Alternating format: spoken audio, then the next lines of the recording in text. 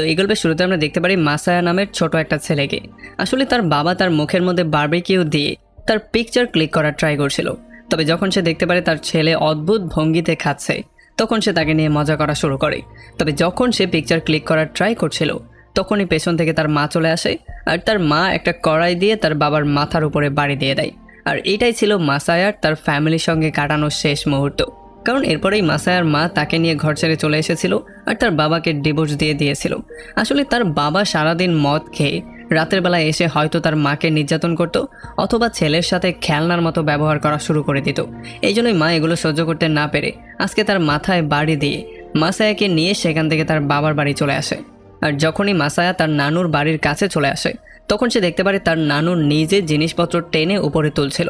আসলে যখন তার নানু তাদেরকে দূর থেকে দেখতে পারে, তখন সে প্রথমে একটু রাগ নিয়ে তার মেয়ের দিকে তাকায়, তবে পরক্ষণেই সে আবার শান্ত হয়ে যায়। কারণ হয়তোবা সেই জিনিসটা খুব ভালো করেই জানতো যে তার মেয়ের বিবাহিত জীবন ঠিকমতো কাটছে না, হয়তোবা তাদের মধ্যে আগে পরে তালাক হয়েই যেত। এই জন্য যখন তার মেয়ে এখানে চলে আসে, তখন সে খুব বেশি একটা কেয়ার করছিল না। আসলে তখন আমরা জানতে পারি মাসায়ার নানু খুব কম বয়সেই বিধবা হয়ে গিয়েছিল। এই জন্য পরবর্তীতে সে নিজে 4টা মেয়েকে একা বড় করেছে আর তার নিজের পরিশ্রমের টাকা দিয়ে সংসার চালিয়েছে। এই জন্য সে কোনোভাবেই চাইছিল না মাসায়ার মা তার স্বামীর নির্যাতন সহ্য করে তার স্বামীর সংসার করুক। সে চাইছিল তার মেয়ে ইন্ডিপেন্ডেন্ট হয়ে তার মতো করে কিছু একটা করার ট্রাই করুক আর নিজের জীবনটাকে নিজের মতো করে গুছিয়ে নিক। আসলে মাসায়ার মায়ের উপরে তার নানুর একটু বেশি কনফিডেন্স ছিল, কারণ বাকি 3টা মেয়ে তো কিছু করতে পারেনি। কিন্তু মাসায়ার নানুর মনে হচ্ছিল মাসায়ার মা হয়তোবা এই ছোট্ট গ্রাম থেকে বাইরে গিয়ে নিজের জীবনের মোড় ঘুরিয়ে ফেলতে পারবে। তবে আসলে আজকে এমনটা হলো না। তবে এরপরে সন্ধ্যাবেলায় হঠাৎই মাসায়ার নানি যখন ঘরের মধ্যে আসে, তখন সে দেখতে পারে সবাই বসে টাস খেলছে। এটা দেখার পরে সে অনেক বেশি রাগ হয়ে যায় আর সবাইকে রাগারাগি করা শুরু করে। এরপর যখন নানু এখান থেকে চলে যায়, তখন তারা টাস খেলা বন্ধ করে দিয়ে চিন্তা করছিল অন্য কিছু একটা করবে। এই জন্য তারা অন্য খেলা খেলতে খেলতে হঠাৎই শোরগোল করা শুরু করে। এই জন্য নানু প্রচণ্ড রাগ হয়ে আবারও যখন দরজা খোলে, তখন এখানে সবাই শান্ত হয়ে যায়। তবে যখনই মাসায়ার মা উল্টো দিকে ঘুরে, তখন নানুর মুখে সেই হাসিটা ফিরে আসে যেটা অনেকগুলো বছর ধরে কেউ দেখতে পায়নি। আসলে সে তার মেয়ের এই অবস্থা দেখার পরে অনেকক্ষণ ধরে হাসে, সে তার হাসি থামাতেই পারছিল না। আর এইটা দেখার পরে এখানে সবাই অনেক বেশি হ্যাপি হয়ে যায়, কারণ তাদের মা অনেক বছর পরে এতক্ষণ ধরে মন খুলে হাসছিল। আর মাসায়ের মনের মধ্যে তার নানুর এই হাসি মাখা চেহারাটা সারা জীবনের জন্য স্মৃতি হয়ে রয়ে যায়। আসলে মাসায়ার নানুবাড়ির গ্রামটা একটা সময় এমন গ্রাম ছিল যেখানে কয়লার অনেক বেশি খনি পাওয়া যেত। এই জন্য মাঝে মধ্যেই এখানে খনি খোঁড়ার কাজ করা হতো। আর ছোট মাসায়াও এই জায়গাতেই নিজের জীবনটা খুবই নিশ্চিন্তে কাটাচ্ছিল। সে স্কুলের পরে কিছু সময় এসে খেলাধুলা করে পার করত, আর যখন স্কুল থেকে সে লম্বা ছুটি পেত, তখন সে তার বাবার কাছেও মাঝে মধ্যে চলে আসতো। আর হয়তোবা তার বাবার প্রভাবের জন্যই মাসায়া চিত্র আঁকাতেও অনেক বেশি ইন্টারেস্টেড ছিল। একদিন সে একটা জাহাজের পিকচার বানিয়েছিল, যেটা তার বাবা দেখার পরে নিজের হাত দিয়ে সেই জাহাজের একটা মডেল বানিয়েছিল। তবে যখন সেই মডেলটা রং করতে গিয়েছিল, তখন তার বাবা ইরিটেটেড হয়ে অর্ধেক রং করেই জাহাজটা ফেলে রেখে চলে গিয়েছিল। আর সেদিন থেকেই মাসায়া এই জিনিসটা বুঝে গিয়েছিল যে তার বাবা একজন অসম্পূর্ণ মানুষ। সে কোনো কাজই পুরোপুরি সম্পন্ন করে না, সে সমস্ত কাজই প্রায় শেষ করে ফেলে, তবে পুরোপুরি কখনোই শেষ করতে পারে না। আর মাসায়ার ছোটবেলার স্মৃতির মধ্যে এই একটা মুহূর্তই ছিল যখন তারা বাবা ছেলের মতো করে দুজন একসাথে সময় পার করেছিল। এদিকে মাসায়ার মা তার একটা আন্টির রেস্টুরেন্টে কাজ করত। যেহেতু তার বয়স কম ছিল এবং তার স্বামীর সাথে ডিভোর্স হয়ে গিয়েছে, এই জন্য স্বাভাবিকভাবেই কিছু মানুষের নজর তার উপরে ছিল। একদিন মাসায়ার মা অনেক বেশি সাজুগুজু করে ঘর থেকে যখনই বেরিয়ে যাচ্ছিল, তখন মাসায়া তাকে জিজ্ঞেস করে সে কোথায় যাচ্ছে। তখন মাসায়ার মা তাকে বলে একটা আঙ্কেল তাকে লাঞ্চের জন্য দাওয়াত দিয়েছে। এখন মাসায়াও এটা শোনার পরে জেদ করা শুরু করে তার সঙ্গে যাওয়ার জন্য। যদিও মাসায়ার মা প্রথমে একটু অস্বস্তি বোধ করছিল, তবে পরে সে তাকে সঙ্গে করে নিয়েই আসে। তবে সবচেয়ে বড় সমস্যাটা হয় বড়দের ডেটের মধ্যে বাচ্চারা সবসময় বাধার কারণ হয়ে দাঁড়ায়। এই জন্য আঙ্কেল মাসায়াকে একটা গেম খেলার কিছু কয়েন দিয়ে তার মাকে নিয়ে আলাদা একটা জায়গায় চলে যায়। আর পুরো আধা ঘন্টা পার হয়ে যাওয়ার পরেও যখন মাসায়ার মা ব্যাক করছিল না, তখন মাসায়া পাগলের মতো হয়ে গিয়েছিল। সে রেস্টুরেন্টের চারপাশে তার মাকে খোঁজা শুরু করে দিয়েছিল। সে প্রত্যেকটা কোনায় কোনায় গিয়ে তার মাকে খুঁজছিল, তবে কোথাও সে তার মাকে পাচ্ছিল না। তখন তার মনে হচ্ছিল হয়তোবা তার মা তাকে ছেড়ে দিয়ে চলে গিয়েছে, তবে তবুও সে খোঁজা বন্ধ করছিল না। একটা পর্যায়ে গিয়ে ফাইনালি সে তার মাকে খুঁজে পেয়ে যায়। সে দেখতে পারে তার মা সেই লোকটার সামনেই বসে আছে। আর যখন তারা সেখান থেকে ব্যাক করছিল, তখন মাসায়ার মা এবং সেই লোকটা দুজনেই চুপচাপ বসেছিল।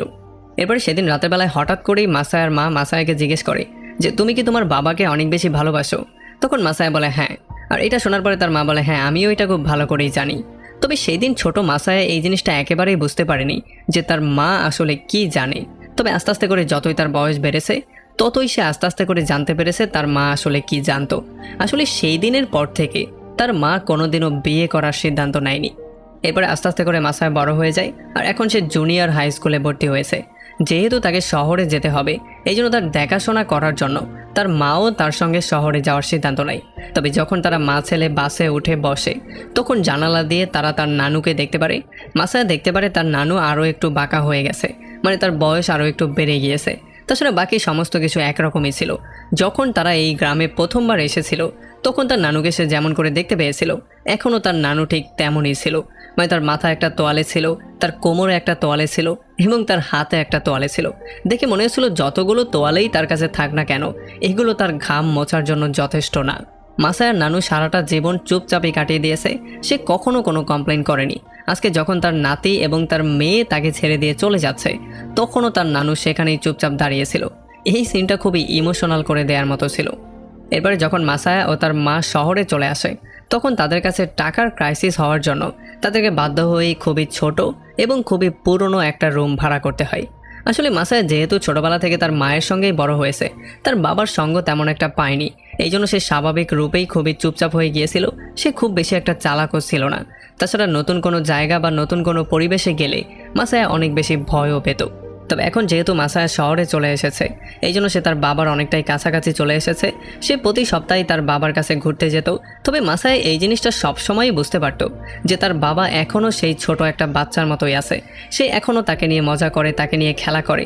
এমনকি সে এখন পর্যন্ত অপূর্ণ একটা মানুষই রয়ে গেছে। সে কোনো কাজই কমপ্লিট করে না।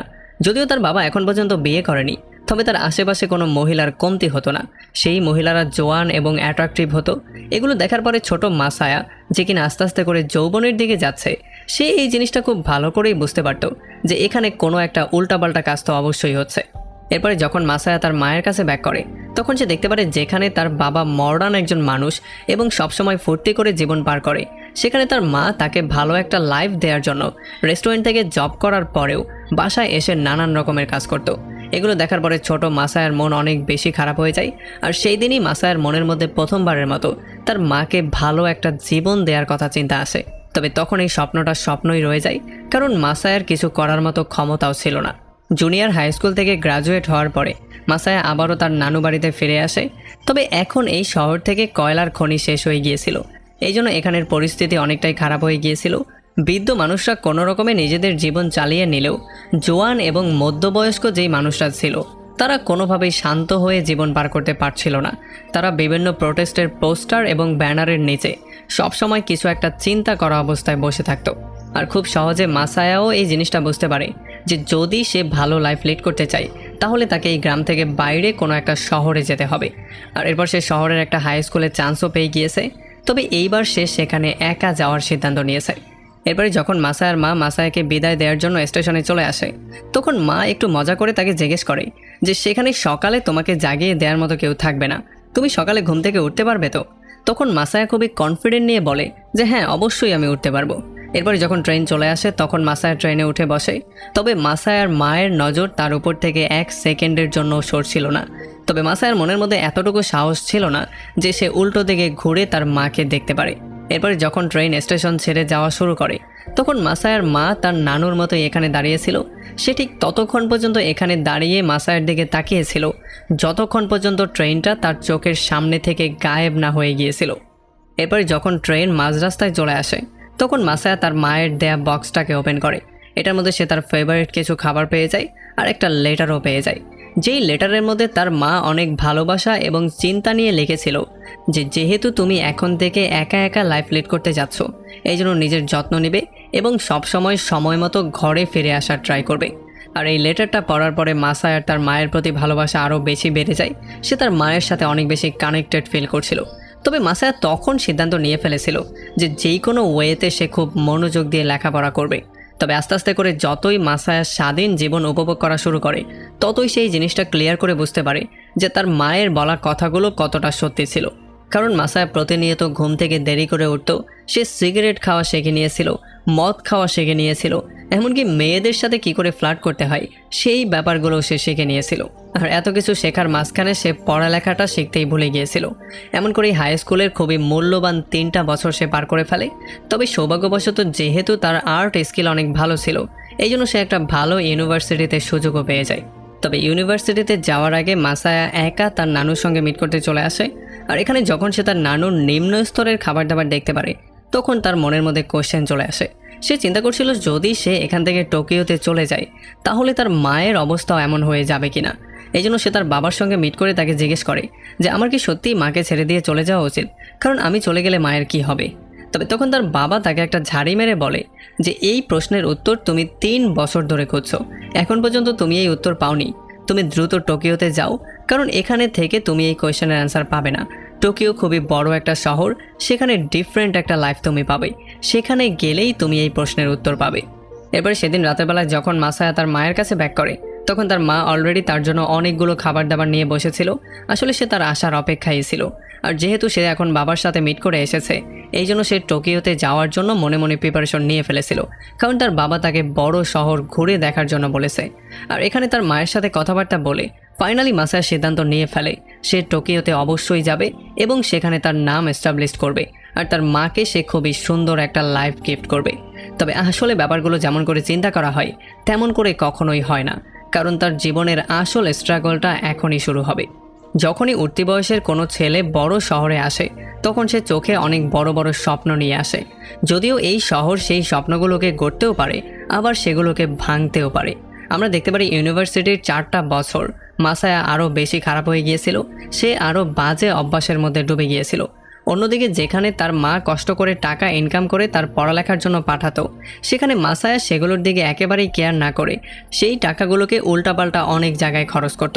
আর সে যেমনটা স্বপ্ন দেখেছিল পরিশ্রম করে একজন বড়লোক হওয়ার, সেটাকে বাদ দিয়ে এখন সে কীভাবে রাতারাতি বড়লোক হতে পারে সেই স্বপ্নের দিকে ঝুঁকে গিয়েছিল।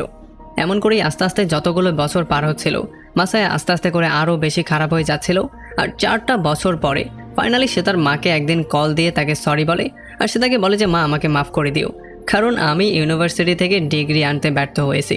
তবে তার মা এগুলো শোনার পরে পুরোপুরি শকড হয়ে গিয়েছিল। সে বারবার করে তাকে জিজ্ঞেস করছিল যে আসলে তুই কি বলার ট্রাই করছিস, আমাকে একটু বুঝিয়ে বল। তবে সে তার মাকে শুধুমাত্রই সরি বলে আর সমস্ত সমস্যাগুলো তার মায়ের উপর ছেড়ে দিয়েই চলে যায়।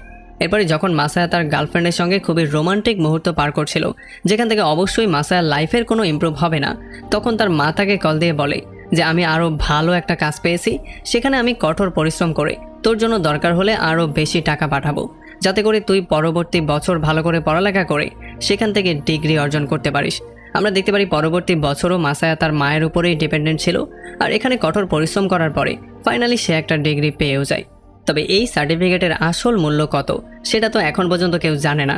তবে এই সার্টিফিকেট অর্জন করতে গিয়ে মাসায়ার মায়ের সারা জীবনের সমস্ত ইনকাম চলে গিয়েছে। তার ছেলের এই ডিগ্রির জন্য মাসায়ার মা অনেক বেশি প্রাউড ফিল করত। সবাইকে সে বলতো আমার ছেলে টোকিওতে পড়ালেখা করে সেখান থেকে গ্রাজুয়েশন কমপ্লিট করেছে, এখন সে সেখানে খুবই বড় একটা চাকরি করবে। তবে আসলে মাসায়ার মা এই জিনিসটা জানতো না যে মাসায়ার মতো আর্ট স্টুডেন্টদের জন্য টোকিওতে চাকরি ম্যানেজ করা অসম্ভব একটা ব্যাপার। এদিকে মাসায়া সারাদিন চাকরি খুঁজতো, নয়তো ছোটোখাটো একটা জব করে ফেলতো। তবে তার সোশ্যাল লাইফ মেনটেন করার জন্য সে খরচ করার পরিমাণটাও বাড়িয়ে দিয়েছিল। এটার ফলাফলস্বরূপ সবার সাথে যেটা হয় তার সাথে সেটাই হয়েছে। তার দেনা অনেক বেশি বেড়ে গিয়েছে, আর এখন তার উপরে প্রেশারও অনেক বেশি বেড়ে গিয়েছে। তার অবস্থা এতটাই খারাপ হয়ে গিয়েছিল, এমনকি সে ঘর ভাড়া পর্যন্ত দিতে পারছিল না। যখন ঘরের মালিক এসে দরজায় বারবার টোকা দিত, তখন সে এমন একটা বাহানা করত যেন সে ঘরের মধ্যে নেই। এরপরে যখন একদিন মাসায়া জুয়া খেলার জন্য জুয়ার বোটে গিয়ে বসে, তখন সে তার সমস্ত টাকা পয়সা হারিয়ে ফেলে। তবে সে নির্লজ্জের মতো তখনই গিয়ে তার মাকে কল দিয়ে আরও টাকা চাওয়া শুরু করে। আর সে নানান রকম মিথ্যা কথা বলে নানান রকম বাহানা বানায়। যদিও তার মা সমস্ত ব্যাপারগুলোই বুঝতো, তবে তবুও সে তাকে টাকা পাঠিয়ে দেয়। আর বারবার শুধুমাত্র সে একটা কথাই বলছিল, ভালো খাবার দাবার খেও, নিজের শরীরের যত্ন নিও। এরপরে যখন আবারও মাসায়া জুয়া খেলার জন্য বসে, তখন সে পুরোপুরি শকড হয়ে যায়, কারণ সে তার সামনে তার ছোটবেলা দেখতে পাচ্ছিল। আর তার মনে পড়ছিল তার মা কিভাবে সর্বোচ্চ দিয়ে তাকে এই পর্যন্ত নিয়ে এসেছে। এই জন্য সে প্রচণ্ড আপসেট হয়ে যায়। এরপরে যখন শীতকাল চলে আসে, তখন মাসায়া প্রচণ্ড শীতের মধ্যেও টোকিওতে রয়ে যায়।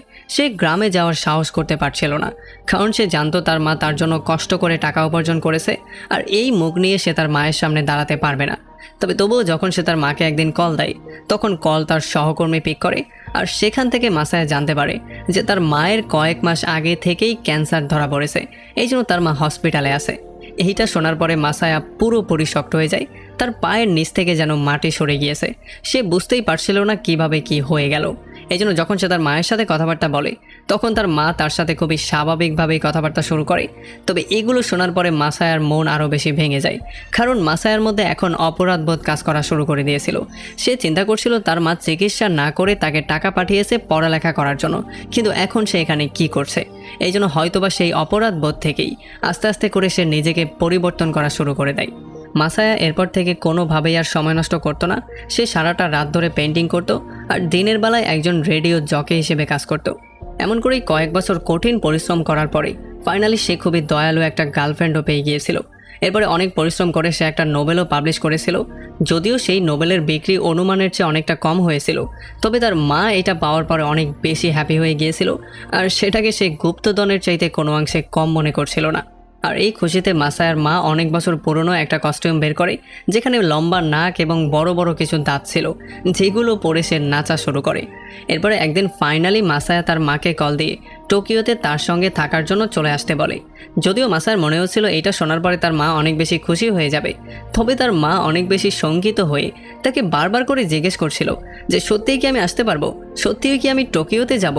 আর যখন সে তাকে আশ্বস্ত করে হ্যাঁ বলে, তখন তার মা পুরোপুরি শক্ট হয়ে যায়। এমনকি সে মাসায়াকে ধন্যবাদ পর্যন্ত বলে। তবে মাসায়ার মা অনেক বেশি চিন্তার মধ্যে ছিল, এই জন্য সে তার ছেলেকে কল দিয়ে একই প্রশ্ন করা শুরু করে।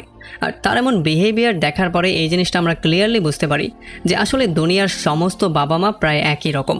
আসলে তারা তাদের সারাটা জীবন নষ্ট করে দেয় শুধুমাত্র ছেলে মেয়েদের ভালো করার জন্য, তাদের ভবিষ্যৎ উন্নত করার জন্য। আর বৃদ্ধ বয়সে তারা সবসময় এইটা নিয়ে ভয়ে থাকে যে তারা তাদের ছেলে মেয়েদের মাথায় না আবার বোঝা হয়ে যায়। আসলে তারা এই জিনিসটা একেবারেই কেয়ার করে না যে তাদের ছেলে মেয়ে কতটা ধার্মিক হয়েছে বা কতটা খারাপ হয়েছে।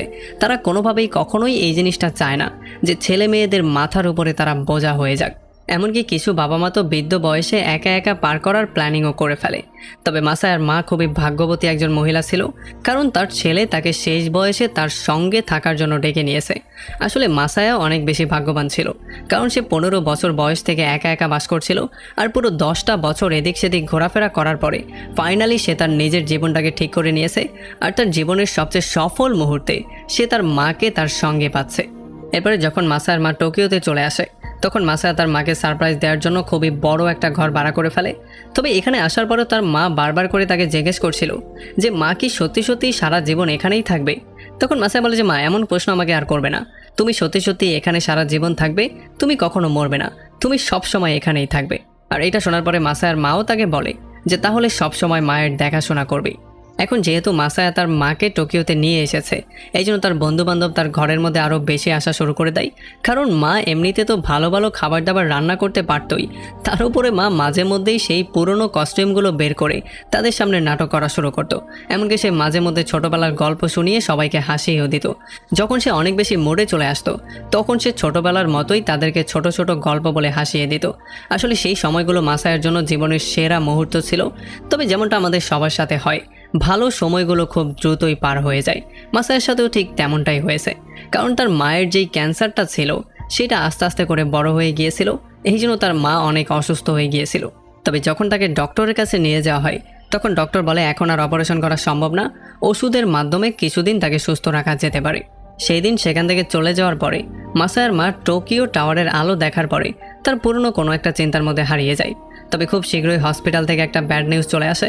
তারা জানতে পারে মাসায়ার মায়ের অবস্থা অনেকটাই খারাপ হয়ে গেছে, এখন আর ওষুধের মাধ্যমে কোনোই কাজ হবে না, এখন তাকে ছোটোখাটো একটা অপারেশন করে দেখা যেতে পারে। এই জন্য সেদিন রাতেবেলায় মাসায়া তার মায়ের কাছে চলে আসে। আর বড় হওয়ার পরে এই প্রথমবার সে তার মায়ের হাত ধরে শেষ অপারেশনের জন্য বসেছিল। প্রায় 30 বছর আগে ঠিক এমন করেই মাসায়ার মা মাসায়ার হাত ধরে লম্বা একটা রাস্তা পাড়ি দিয়েছিল। তখন মাসায়ার মা তাকে সঙ্গে করে তার নানু বাড়িতে নিয়ে গিয়েছিল, আর সেটাই ছিল তার জীবনের সবচেয়ে বড় টার্নিং পয়েন্ট।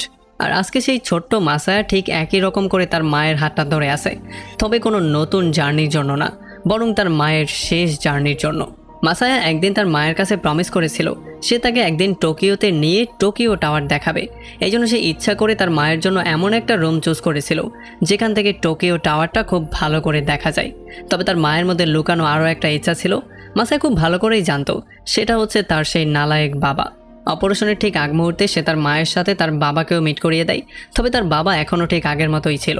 সে মাসায়ার মাকে নিয়ে তার ছোট সুপার শপে চলে আসে আর বারবার করে তার কোলের মধ্যে স্ন্যাক্স দেওয়া শুরু করে।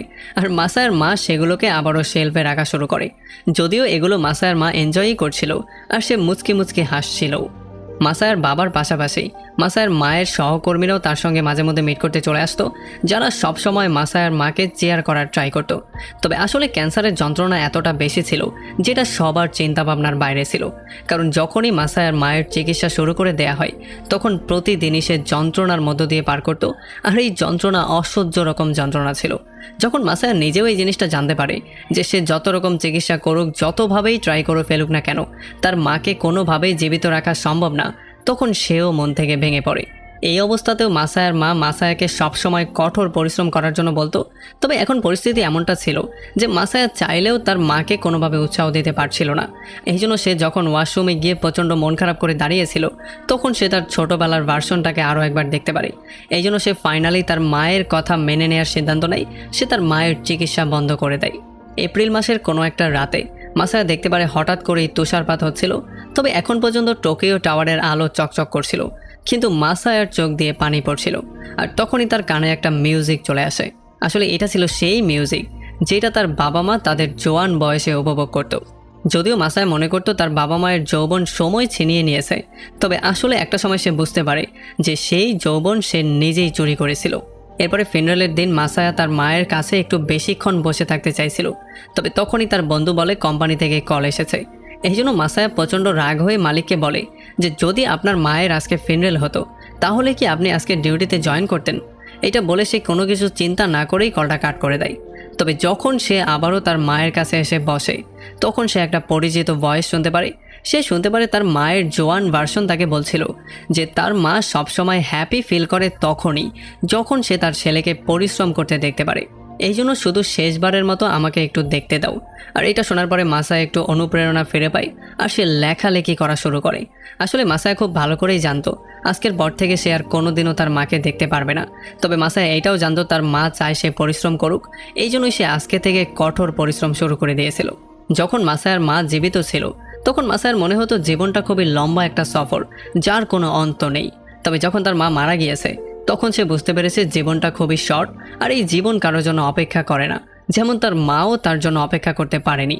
আসলে বাবা মায়ের ভালোবাসা কিছুটা এমনই হয়, তারা সবসময় চুপচাপ আপনার জন্য সব কিছু করে যাবে, তবে কখনো তারা মুখ ফুটে কিছু বলবে না। আর আমরা তাদের জন্য যা কিছু করারই চেষ্টা করি সেগুলো অন্য কাজের চাপে হারিয়ে যায়। এরপরে মাসায়া তার মাকে কবর দেওয়ার পরে তার মায়ের কিছু স্মৃতি নিয়ে তার গার্লফ্রেন্ডের সঙ্গে টোকিও টাওয়ারের মধ্যে চলে আসে। আর এখানে আসার পরে ফাইনালি সে একটু স্বস্তি ফিল করে, কারণ তার মায়ের এই স্মৃতি টোকিও টাওয়ারে আনতে পেরে সে তার দায়িত্ববোধ থেকে হালকা বোধ করছিল। আসলে জীবনটা খুবই অদ্ভুত হয়, মাঝে মধ্যে আমরা স্বপ্নের পেছনে দৌড়াই, মাঝে মধ্যে রাস্তায় হারিয়ে ফেলি। তবে এই জার্নির মধ্যে আমরা এমন কিছু সম্পর্ক পেয়ে যাই যেগুলো আমাদের জীবনে খুবই বড় প্রভাব ফেলে। বাবা মায়ের ভালোবাসাটাও ঠিক একই রকম, যারা চুপচাপ আমাদেরকে সঙ্গ দেয়, আমাদের দুর্বলতায় আমাদের পাশে এসে দাঁড়ায়, এমনকি আমাদের সমস্ত ভুলগুলোকে মাফও করে দেয়। আসলে মাসায়ার গল্প আমাদেরকে শিক্ষা দেয় আমরা জীবনের দৌড়ঝাঁপের মধ্যে এমন মানুষগুলোকে ইগনোর করে দেই যারা তাদের সারাটা জীবন আমাদের জন্যই ব্যয় করে দিয়েছে। আমরা চিন্তা করি ঠিক আছে পরে করব, কিন্তু আসলে সময় কখনো কারোর জন্য অপেক্ষা করে না, সময় কখনো স্থির থাকে না। আর আমরা যেই পরে করব করার চিন্তা করি সেই পর আর কখনো আসেই না। ছেলে মেয়েদের অল্প সময়, অল্প কেয়ার এবং অল্প কথাবার্তাই বাবা মায়ের জন্য জীবনের সবচেয়ে বড় খুশি হয়ে দাঁড়ায়। তাদের বলা নিজের যত্ন নিয়ে কথাটার মানে আমরা ততদিন বুঝতে পারি না যতদিন জীবন আমাদেরকে কঠিন কোনো পরিস্থিতিতে নিয়ে দাঁড় না করায়। এই জন্য চাইলেই আমরা এই গল্প থেকে শিক্ষা নিতে পারি, আমাদের জীবনের ইম্পর্টেন্ট মানুষগুলোকে আমরা মূল্য দিতে পারি। মাঝে মধ্যে একটা ফোন কল, একটু কথাবার্তা, একটু হাসাহাসি তাদের জন্য যথেষ্ট হতে পারে। কারণ কিছু জিনিস সত্যি সত্যিই কারোর জন্য অপেক্ষা করে না, কিছু জিনিস আর কখনো ফিরে পাওয়া যায় না। আর এমন একটা ইন্টারেস্টিং পয়েন্টে এই পুরো মুভিটা এখানেই শেষ হয়ে যায়।